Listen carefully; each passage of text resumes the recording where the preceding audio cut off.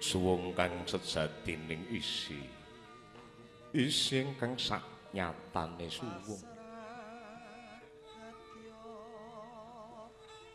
jagat sinebut isi dumadi saka manungsa ingkang duweni grenjet kang sarta karep temah tuh babar tumindak ala lan tumindak kang becik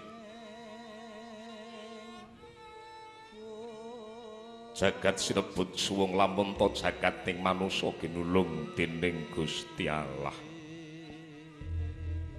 manungsa to mekaning pati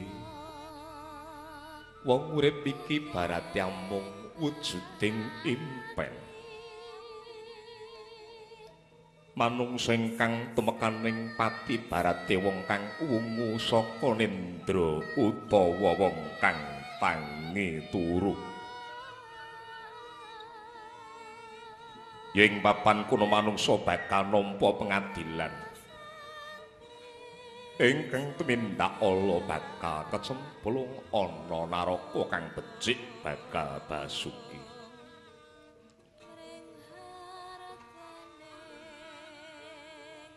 mula tindak napa to kang dadi parentahing Gusti sing kira napa to kang dadi laranganing Allah tandha yekti lamun ta manungsa kapurba dening Gusti kang akarya jagat ana tetembungan krodhaning ati ora kuwasa medhah kutaning pasti pambudi dayaning manungsa ora bakal ngungkuli marang garis ingkang kawasa singkirna watak takabur pangucap ingkang ngandar-ngandar andukur ning tandang tanduke kang isih ngawur nyatane mripate isih belawur durung bisa bedake endi goroh lan endi kang jujur